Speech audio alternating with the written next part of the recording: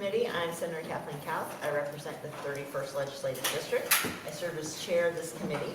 The committee will be holding a hearing today on the resolution posted on the agenda. It is LR 211.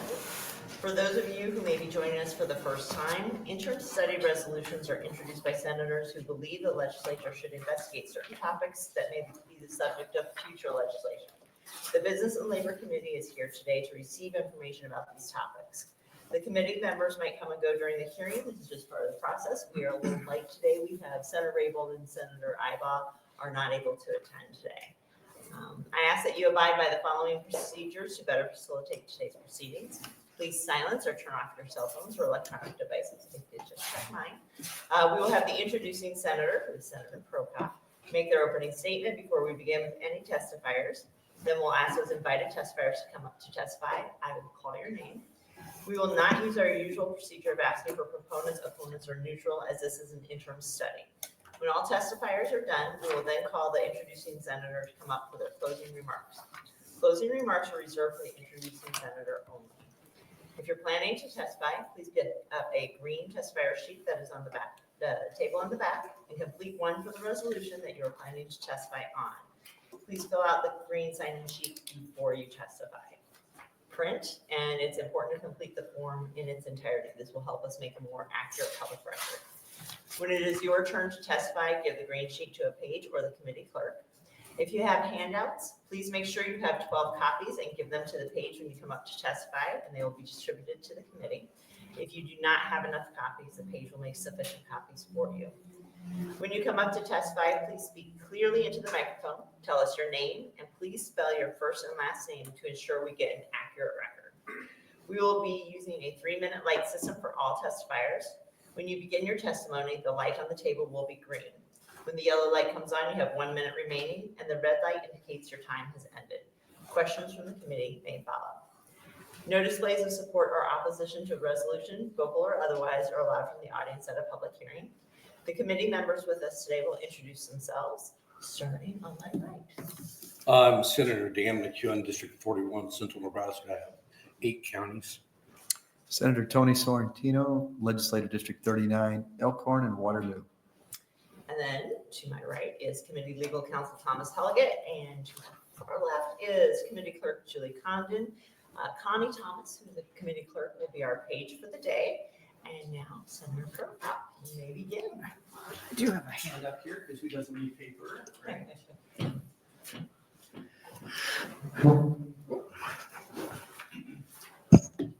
Well, good morning, Chair Kauth and members of the Business and Labor Committee. My name is Jason Prokop. That is spelled Jason Prokop, and I represent District 27, which comprises West Lincoln and Lancaster County.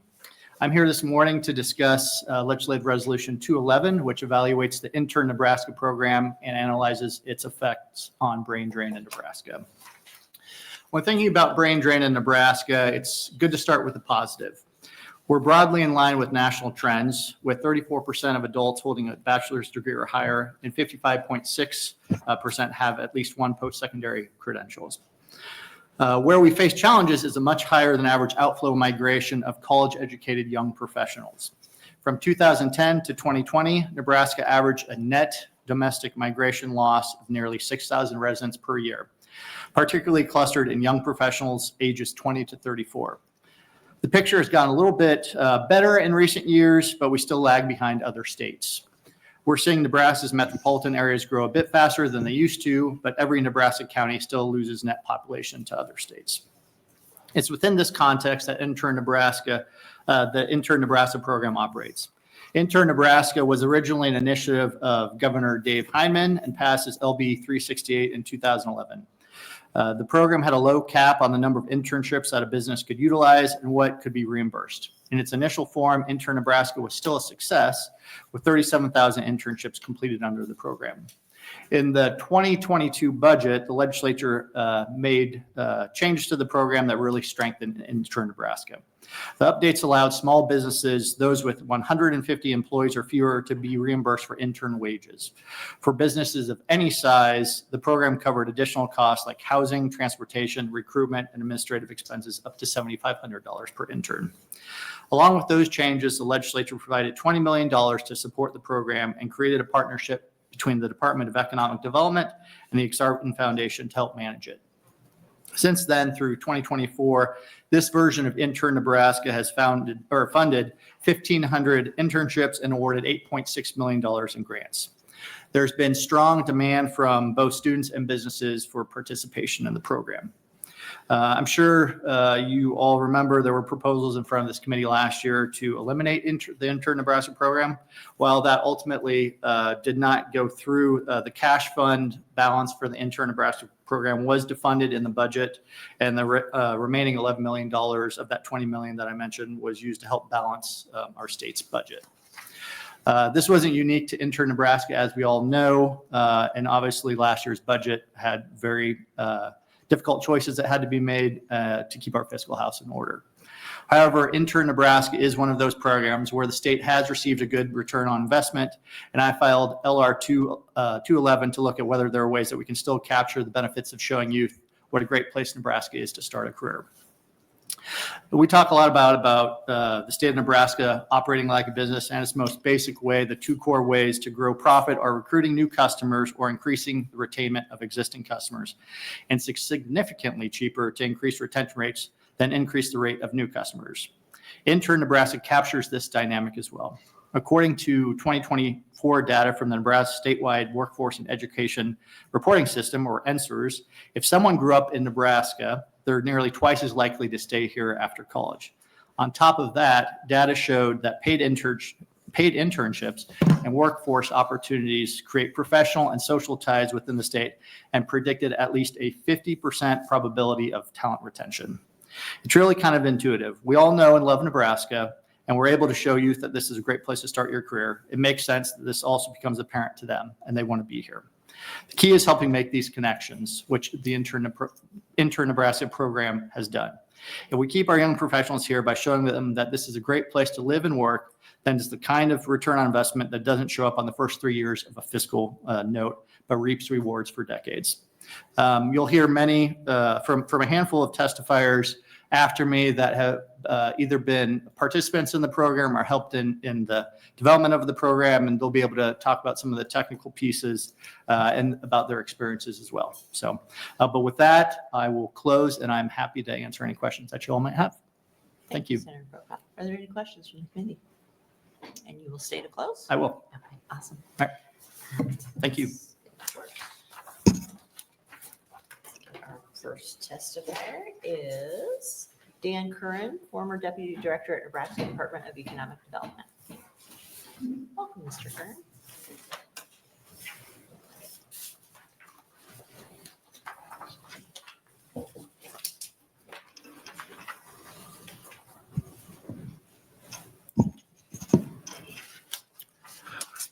Good morning, Chairman Kauth and members of the Business and Labor Committee. My name is Dan Curran, DANCURRAN, and I'm here to testify in favor of an internship program that will help engage, retain our state's top talent in Nebraska. My current role is with the Nebraska Business Development Center housed at UNO, and I just want to make clear that I'm not speaking on behalf of the university or the NBDC. I previously worked for the Nebraska Department of Economic Development for over 29 years and was part of the team that developed the original Intern Nebraska program. In 2008, the DED and partners in government, the private sector, and higher education funded and produced the Patel Report, which was the basis for how Nebraska could develop an innovation ecosystem. One of the recommendations was to put together programming that helped develop and maintain talent that would elevate innovation in high-tech industries. Intern Nebraska was created out of the report and the Business Innovation Act. The program originally focused on assisting businesses that had difficulty accessing interns and talent. In particular, businesses outside of college towns and small businesses that didn't have capacity to develop internship programs. There are companies across Nebraska doing high-level work requiring high-skilled workers, and we wanted to help them make connections with interns. The DED also made it a priority to help businesses develop quality internships. We felt the best way to help students was to help them achieve work experience that converted the skills they acquired in school to their jobs and careers. The DED worked hard to get businesses qualified for the program. If an employer was turned down for an internship grant, the team provided consulting to improve the application. As we managed the Intern Nebraska program, we learned that it often takes time for companies and students to make a connection. It could take a couple of semesters to hire a student. This was especially true for rural businesses located away from institutions of higher education.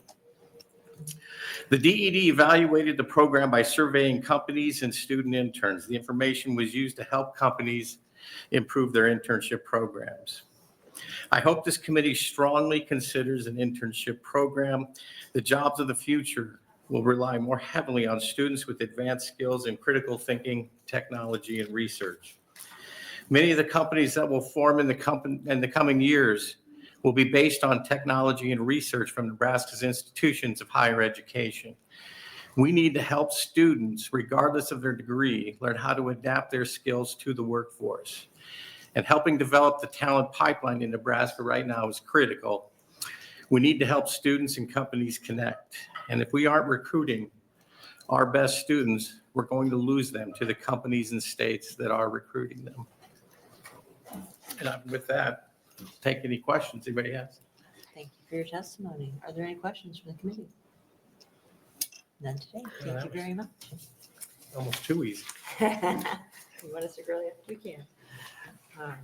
And next up is Tyler White, lead partner at UNL for Foundries Partnership with UNL Honors.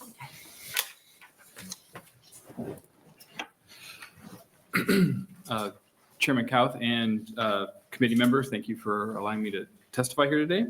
My name is Dr. Tyler R. White, Tyler RWHITE, and I'm a professor in the College of Arts and Sciences, and I serve as the faculty director for the University Honors Program at the University of Nebraska, Lincoln. I'm here today in my personal capacity as someone with some insight on this topic, but not as a representative of the University of Nebraska system. My goal is to provide neutral information on the value of state-sponsored internship programs in developing and strengthening Nebraska's professional workforce. I am a fifth-generation Nebraskan. My family arrived here in a covered wagon, and I have continued that tradition of staying, working, and raising my family in this state. But I also know how hard it is to convince young people to do the same today. Nebraska faces a looming demographic cliff. We see it already in declining school enrollments, and soon we will feel it more acutely in our workforce and labor markets. What really concerns me, however, is brain drain. In fact, the Omaha World Herald recently reported that Nebraska's brain drain has more than quadrupled in the last decade. We lost 4,610 individuals with a bachelor degree or higher in 2023 alone. The reason I'm here is because I have seen firsthand the difference workforce development initiatives can make. For the past 15 years, I have directed a career mentorship program that connects UNL students to jobs in the U.S. intelligence community.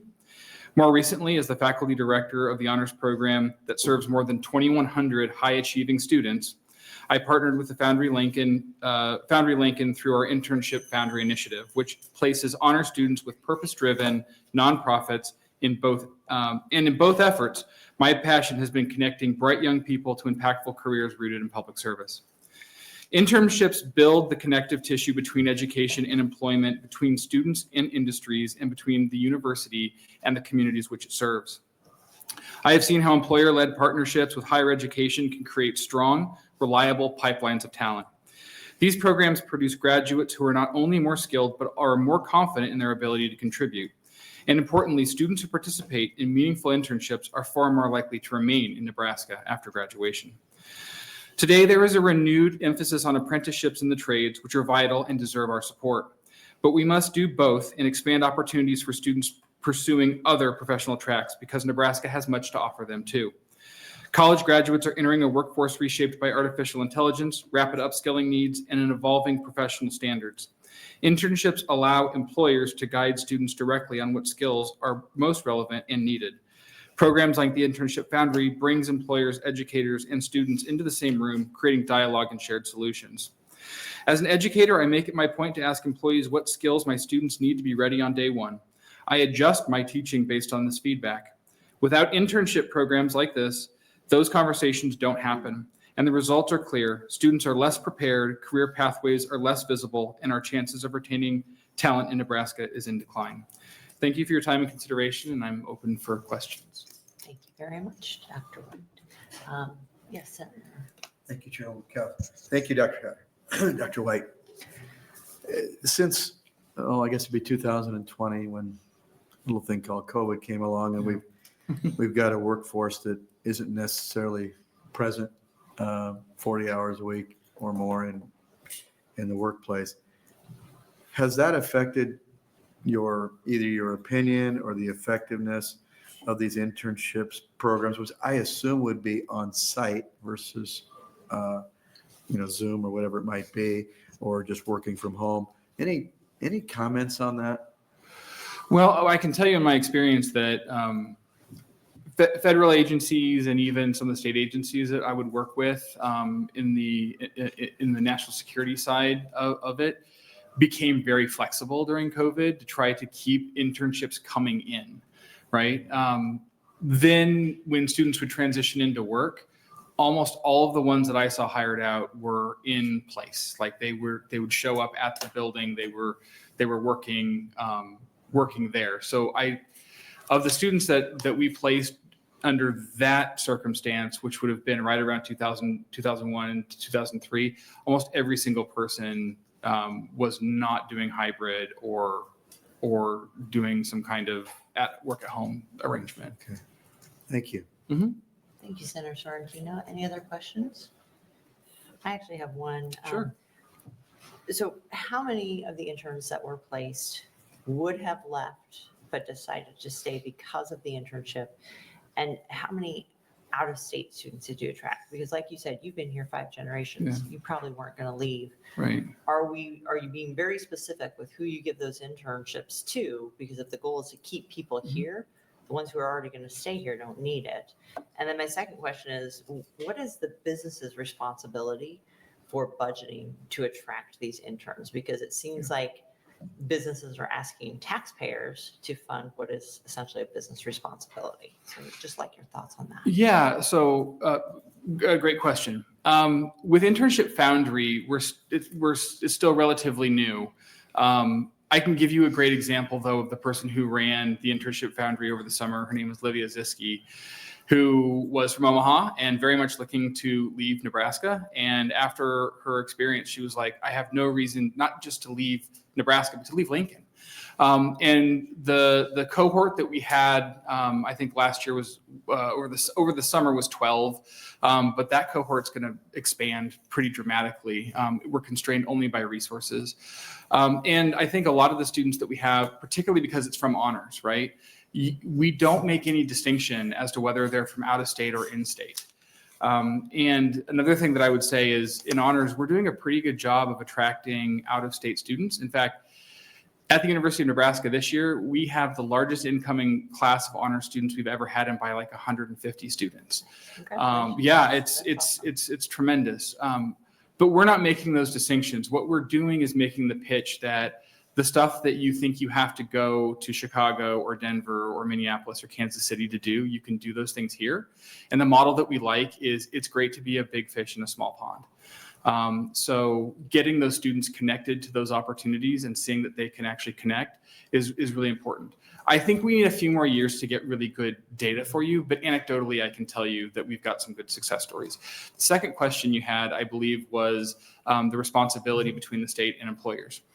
One of the things that I think that the original internship program did that I think is worth thinking about, they don't pay the students' wages. The actual entities that are hiring the interns, they do that, right?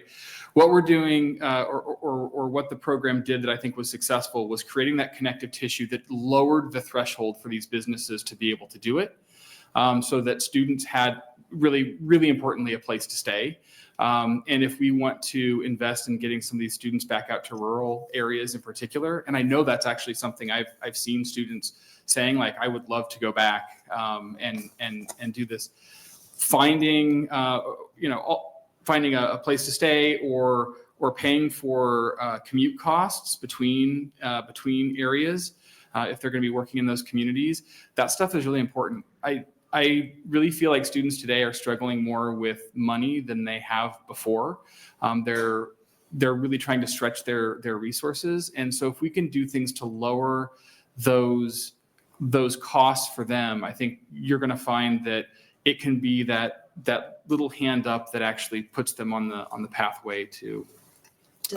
Does that set up kind of a false expectation for what actually living, commuting, I mean, the costs that are associated with that are not going to change when they get a job? Is it that they would have a higher paid job and be able to then afford it? I mean, students don't, a lot of times if they're working in an internship isn't going to provide a full salary with benefits, right? So, I mean, as soon as obviously they pick that up, they're probably going to see an increase in pay. And then, the deal is, you're going to pay your own way. Yeah, you're going to pay your rent. You're going to do all the stuff that adults do. But I do think that helping them, if you put that out there, they're much more likely to say, like, that's an opportunity that I'm really interested in doing. And I've seen this across multiple things. I ran scholarships for a long time, and it's like, students today are overwhelmed with a lot of different inputs and information, I feel like. And so creating something that's more curated and that has support from businesses, from the university, and from the state, that brings a weight to this that I don't think that they could do otherwise. And students are overwhelmed. So sometimes going out and getting some of these interns and internships and things like that, in conjunction with all the other things they're doing, that's a lot on their plate. So something like this, I think, actually benefits businesses because it's saying, hey, there's a pipeline, come into our university. I think the best thing that we produce at the University of Nebraska is the people that come out with their degree. And I want more of those public-private partnerships, any kinds of connective tissues that we can create that can bring those businesses in to see the amazing students that we're producing, I think is great. Okay, one more question. Sorry. Of course. You got the hot seat. I got my brain thinking. Are you aware of a program called Career Pathways? Mm-hmm. And have you met with Bo Jones and talked with him No. about that? I would love to connect the two of you because they're doing a lot of work along this line. That'd be And great. after their youth summit, 82% of the kids who were there said now they're going to stay in the state. That's amazing. So I'd love to connect you. Yeah, that would be wonderful. Yeah. Thank you. All right, I think you're off the hot Okay, seat. thank you so much. Thanks for testifying. Thank you. Next up, Jennifer Monroe, Human Resources Manager at Duncan. Now we're getting warmed up, so. There we are, yeah.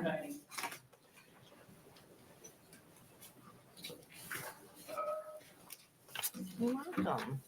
Okay, thank you. Good morning. My name is Jennifer Monroe, JenniferMonroe. I am the Human Resources Manager with Duncan Aviation.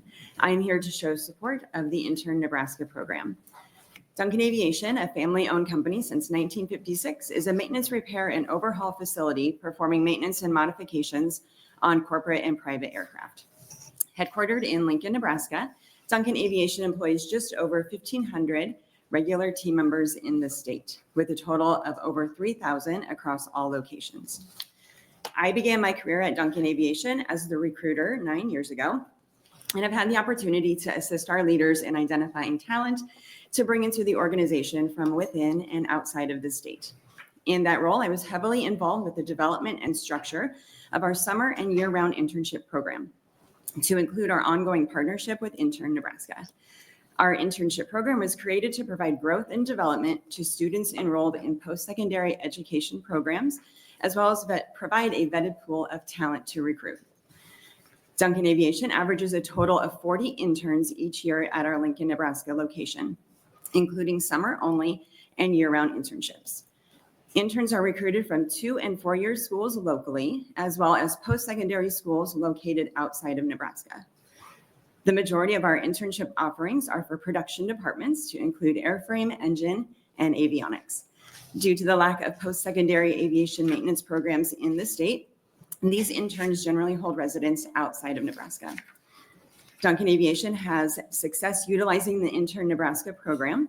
Since January 2016, we have been approved for 7 contracts through the Intern Nebraska program. On those contracts, Duncan Aviation hired a total of 20 interns in a variety of disciplines to include engineering, professional development and training, marketing, graphic design, and information technology. Over the years, offers of regular employment were given to 5 Intern Nebraska interns, and of those, 4 remain actively employed with Duncan Aviation today. Internships are an important part of our organization's recruitment strategy. However, some of our smaller departments face challenges in hiring interns due to smaller staffing budgets. With a supplemental wage reimbursement provided by the Intern Nebraska program, several of our administrative and professional departments were approved to hire interns with successful results for both the company and the student. With that said, I recommend consideration be given to allow wage reimbursements to businesses with more than 150 full-time equivalent employees. From a larger business perspective, this provides more flexibility and lessens the burden to determine which expenses are allowable for reimbursement. Additionally, in larger organizations such as Duncan Aviation, recruitment and administrative costs can be more easily absorbed through the organization where direct wages cannot. And based on our experience with the program, I support the continuation of Intern Nebraska and the valuable resources it provides for local businesses to develop talent in our state. Thank you very much, and right before the time. Any questions from the committee? Senator Sorrentino. Thank you, Chairwoman Cow. Good morning. Good morning. I know a lot about your company. Fabulous. Our former company provided consulting to you for the last 30 years. Oh, very good. Oh, yeah, So you the know Duncans a are- little bit, yeah. Yeah, the Duncans are good family friends. Yes. And I should know this, but I don't. When you are hiring interns, Mhm. whether they're for a few hours or a lot of hours or part-time summer, Mhm. are you subject to the minimum wage provisions, and do you pay that or more? We pay more, yeah. Okay. Our internships, starting wage can range from 18 to 22 an hour, depending upon the role. And you're seeking to make the wage reimbursement effective for businesses over 150, Yes. correct? Mhm. Correct. I appreciate that. Thank you. Yeah, you're very welcome.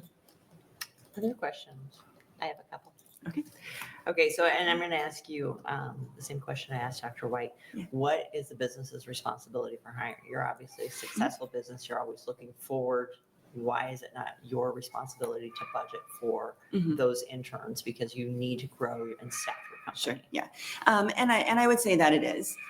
We do, I former recruiter, like that was what I budgeted for. We have that in our, the line items for the recruitment. We provide an intern housing stipend for interns that are coming here from out of state because housing is tough to find and it's expensive.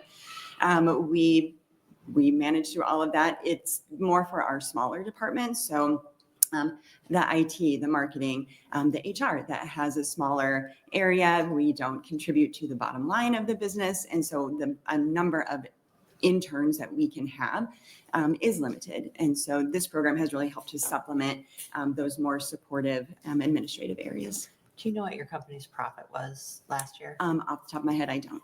Okay. Mhm. I'm just wondering at what point Yeah. profitable companies are asking taxpayers Mhm. to pay their interns Mhm. and pay for their staff and pay for their growth and development of their company. Sure. What are some of the jobs that the interns were doing? Sure. So on the production side, airframe, engine, avionics, so those are the ones that are working straight on the airplane itself. So they're doing the maintenance work, engine repair, wiring. Those are from, we call them A&P schools. We have one in Nebraska. It's out west in Sydney. Others we recruit from everywhere else. Other than those, on the office side of the house, we have our marketing design. So they're helping with the communications, the website, the wearable stores. Our IT helps on our help desk and other programming areas. We also have had engineering internships in the past too. So kind of shadowing with them. So are these jobs that they will grow into, or are these kind of helping one of the professionals there? Yeah, no, they're jobs to grow into. So that's definitely our strategy for interns. Recruitment is to like grow them, and then we have a known entity when they're ready to graduate school to join our business. Okay, wonderful. Thank you Yeah, very much. You're very welcome. Okay, and next, Dr. Teal, Head of Career Placement at UNO.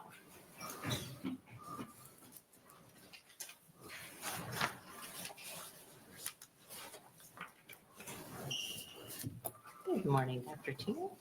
Am I saying that right? Yes, teal like the color. All right. Good afternoon, Chairperson Kauth and members of the committee. My name is Levi Teal.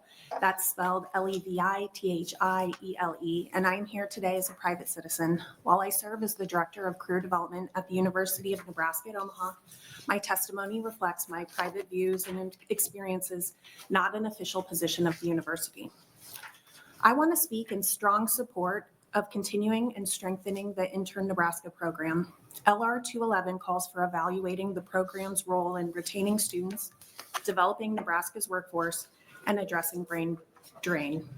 I can tell you from my firsthand experience, internships are one of the most effective tools we have for helping students translate their education into meaningful careers right here in Nebraska. Recent research from NSERS makes it clear students who intern in Nebraska during their college years are significantly more likely to stay in the state after graduation. This effect is especially powerful for out-of-state students and those in high-demand fields like STEM and agriculture, where Nebraska has historically struggled with retention. Since its inception, Intern Nebraska has supported thousands of internships across Nebraska businesses, connecting students to professional opportunities while helping employers meet real workforce needs. These experiences are not just resume builders. They create lasting connections, mentorships, and roots that keep young people here. As someone who works daily with students weighing their career options, I see the difference an internship makes. I've had students who were considering leaving Nebraska, but after a strong local internship experience, they saw a future here for themselves. That is how we reverse brain drain, one meaningful internship at a time. I understand the budget pressures our state faces, but I urge you to see Intern Nebraska not as an expense, but as an investment. Every dollar we spend helping a student launch their career here multiplies through workforce retention, stronger businesses, and stronger communities. If we lose these programs, we risk losing more of our young talent, a cost we cannot afford. Thank you for your time and for studying this important issue. I'm happy to answer any questions. Thank you. Are there any questions in the committee? I do have one. Why are you not representing the university in this matter? As university policy, when testifying or doing any lobbying, I do so as the policy is to do so as a private citizen, and I am here in that capacity, but I'm certainly speaking from the experience that I have in my role at the University of Nebraska at Omaha. I oversee career development efforts and lead our career services teams. Does the Intern Nebraska program pay anything to your work, your internship work? Not just to the interns, the university does not receive funding from Intern Nebraska. However, we have found them to be an important partner in helping connect students with internship opportunities. Okay. Wonderful. No further questions. Thank you so much. And finally, Dawson Brunswick, President of the Columbus Area Chamber of Commerce.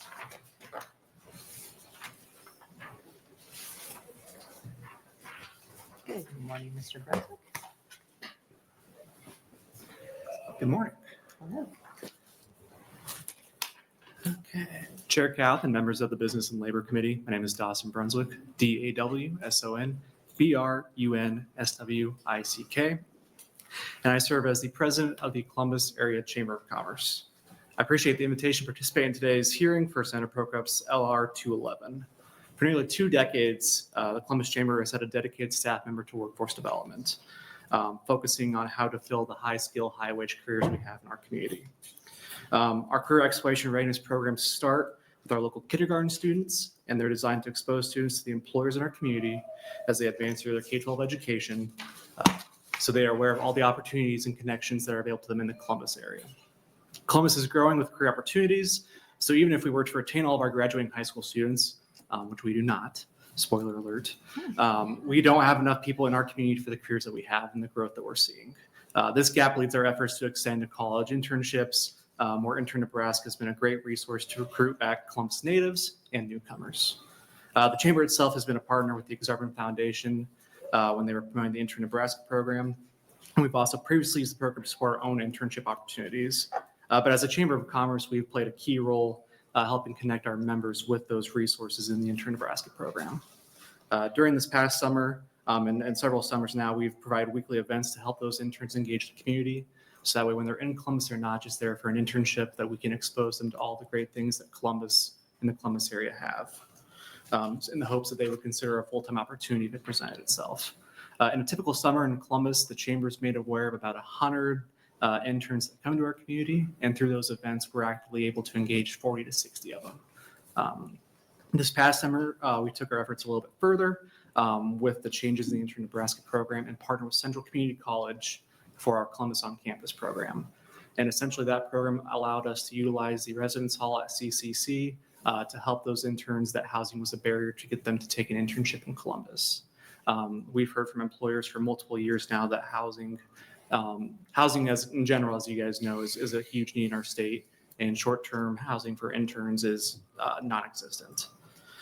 So as we worked with the college, we also included an education component that while they were in Columbus, that they were actively involved in some sort of higher education, so they're continuing to develop themselves. As we compiled, we worked with DED to confirm that this all worked with the intern program, and DED was great to work with on that front. When this allowed us to be a kind of a wraparound service provider for our employer partners, that we were able to help them house their interns and engage them. Because we've had interns in the past that tell us they go to work, they go back to their hotel room or whatever it may be for their living situation. And we want to do better to engage them while we have them in Columbus and in Nebraska. The program ended up this past year in its pilot year having 9 students, 5 of which came from outside the state of Nebraska. So we consider that a good metric to show. And with that, I just ask that you look at Intern Nebraska as a recruitment tool to get people to Nebraska, and then hopes that the communities and the businesses can keep them here. With that, happy to answer any questions. Thank you very much. Are there any questions from the committee? Senator Sorrentino?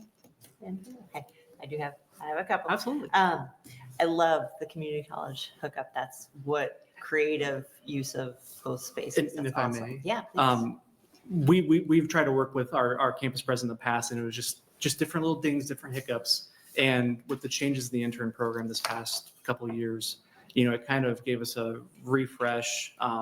If you ever heard now Congressman Flood talk about his Norfolk 19 idea about attracting back students to Norfolk, I kind of ripped that off and duplicated it for Columbus to look at, how can we partner with the college? How do we get the college to say yes? And by including that educational component, that was able to get through their compliance team with using the residence halls. And the intern program, having that resource to the employers to help pay for it was kind of the catalyst. Okay, that's very good to know. How much do the Columbus businesses pay to help support the interns, or you said you've been for 20 years have had a full-time? Yeah. So for the past 20 years, as a chamber, we go out and we have membership dues, and we have about 30 businesses that invest on top of their dues into our workforce development program. And that funds our staff member. And that staff member goes to career fairs, the various university ones, the state colleges, a handful of community colleges, but also a handful of career fairs in South Dakota. And we've tried to get into some Iowa ones because with the careers that we have, Columbus has more manufacturing per capita than anywhere else in our Federal Reserve District. And so we have a lot of engineering opportunities. So we go to a lot of those engineering schools. But that pool of money has been used to support that position. And then the last probably 4 years since I've been in my role, we've pushed that position to engage those interns more. And how much do you know, and you might not have the exact number, but approximately how much from Intern Nebraska has the Columbus area received? As in the chamber? Well, Or- not the chamber, Okay, but in I can try and work with our employer partners to get you an idea It'd on just that, be interesting Senator. to hear. We have about 100, and I will say we probably had in the last year probably 30 internship positions that had been contracted by DED. A handful of those were filled, a handful weren't. A lot of our employer partners, a lot of the employers that we have, Columbus has 21 employers that are over 150 employees. So they don't quite qualify. They wouldn't qualify for the wage reimbursement, but they could have qualified for the housing reimbursement, the transportation, those things. Okay. So I'm not sure what that number would be on how much we've seen come in. Thank you very much. I appreciate it. Okay, you're off the hook. Oh, I was waiting. I was waiting That for was the it. No, that's. how are we going to pay for it question. But I Well, appreciate that's the big question. So, and should this, my big question is, should taxpayers be the ones paying for this when it is a business incentive? And absolutely on that front, we're all paying for it. We're all taxpayers. The interesting thing about internships is, the question earlier on, the expectation of the student, some people have mom and dad help, some people have other sources during college, and it's the general understanding when you're an adult, you pay for your own stuff. With internships, when you look at it as an opportunity to attract people to Nebraska, that if we can get them here, we're growing our tax base. Because actually, and I apologize, I have one more quick thing if I can. I asked you a question. You're good. So in 2022, the housing was so terrible in Columbus for interns, and our employers were just just furious. Not us, but just with the struggles that their interns were seeing. The chamber actually purchased 2 condo units that happened to hit the market, and we use those for short-term housing for interns. The very first 2 interns that moved into one of those units, they interned for a company called Vishay in Columbus. One came from South Dakota School of Mines, and I think one came from the University of Nebraska at Lincoln. The one that came from UNL was a Hastings native. The one that came from School of Mines was a Colorado native. They moved into that apartment. They became best friends over the summer. One took a full-time career with Vishay, and the other took another career with another Columbus employer. And they continue to live in Columbus. So quite successful. Yeah. Okay. All right. Thank you for sharing that. I appreciate it. Yeah, thank you for the opportunity to be here today. Absolutely. Okay. Senator Prokop, are you ready to wrap up?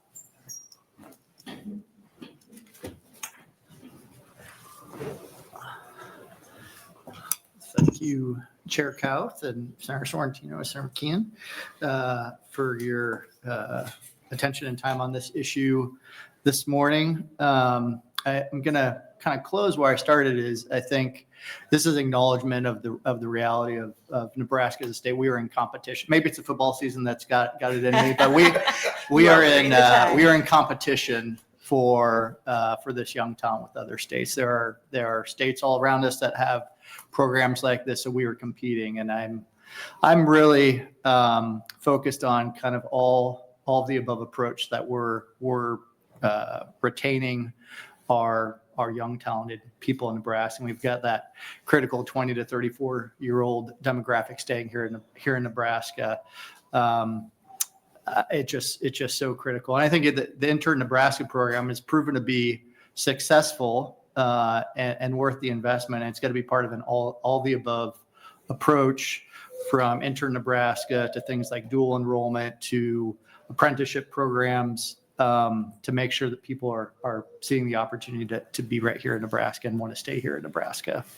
I did want to address just a couple of questions that came up and dig a little bit into them, because I think your question, to get to the heart of like, what's the business responsibility here, right?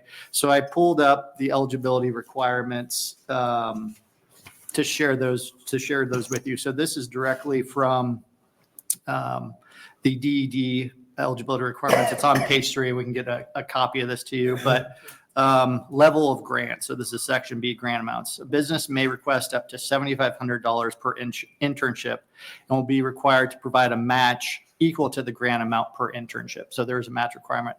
The grant is structured as a 50% reimbursement up to the grant amount awarded per internship.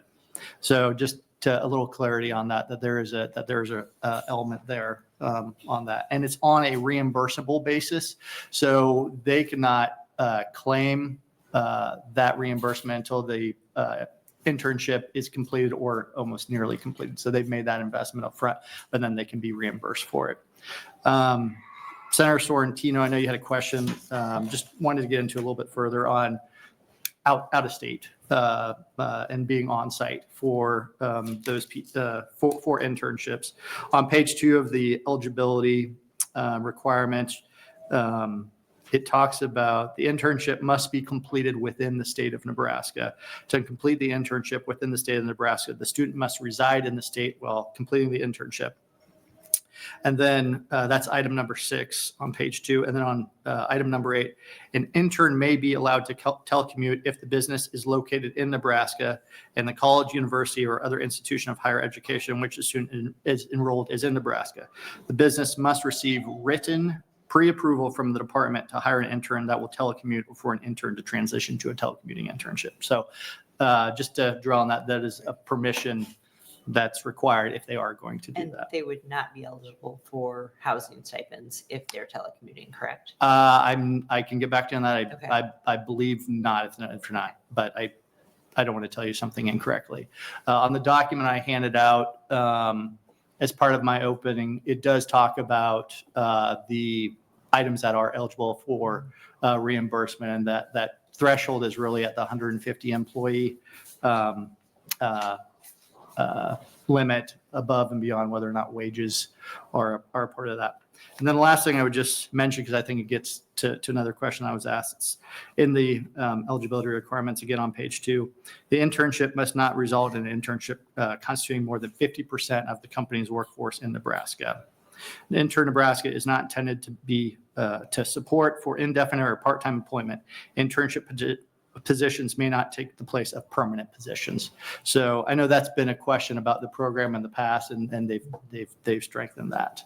The last thing I would just mention as part of my close is, I think there may be, maybe some assumptions. Nobody in this room, of course, but assumptions that this is a Lincoln or Omaha thing.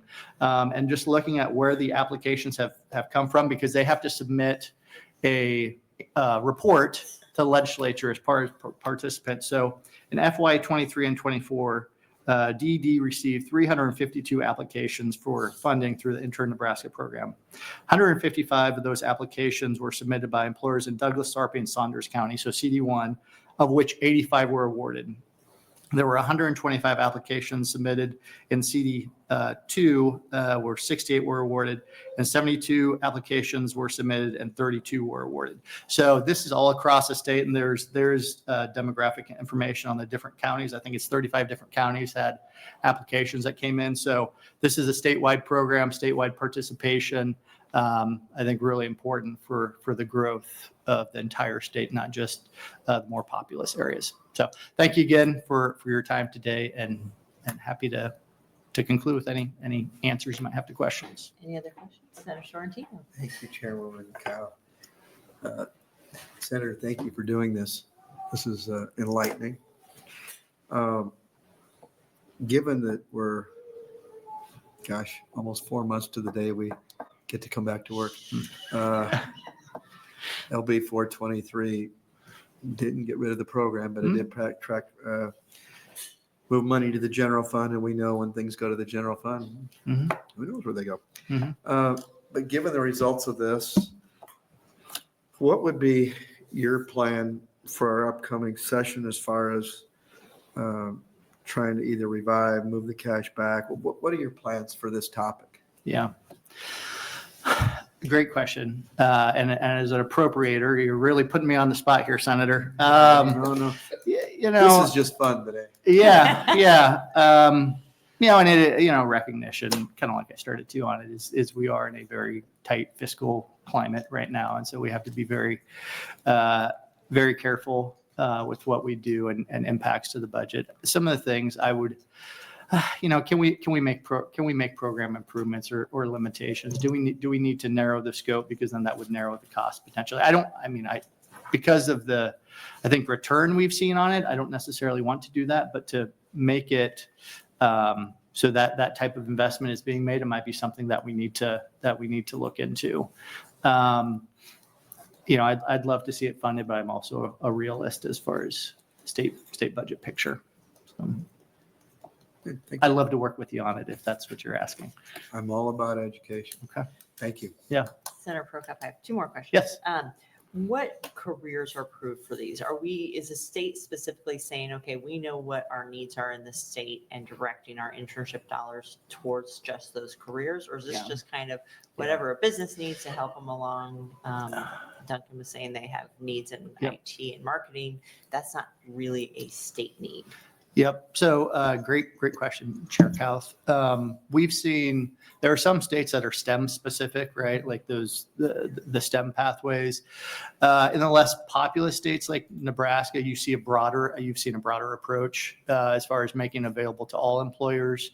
So to answer your question most directly, we don't have a specific thing that says you have to do this. It's open-ended. Obviously there's application process. So if it's not a solid application or we don't see as a need, it can always be declined. But that's the approach that they've taken, in my understanding, because of just population and program needs. But there are other states that do it a little bit different as a result of having a little bit more of a focus around STEM. I think that's probably the most persistent example of it being towards a specific industry or sector. Yeah.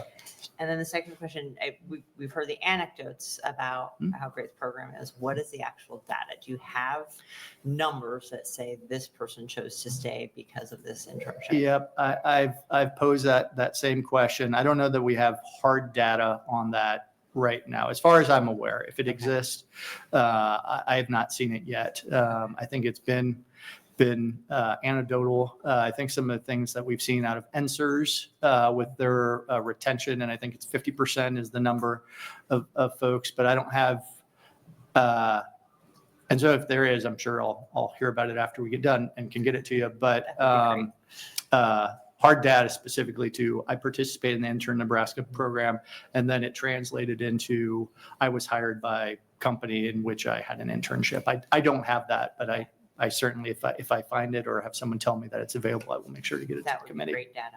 Yeah, I agree. If you have anything else? No. Okay, thank you very much. And Thank we're you. closing this hearing. Thank you. Everybody.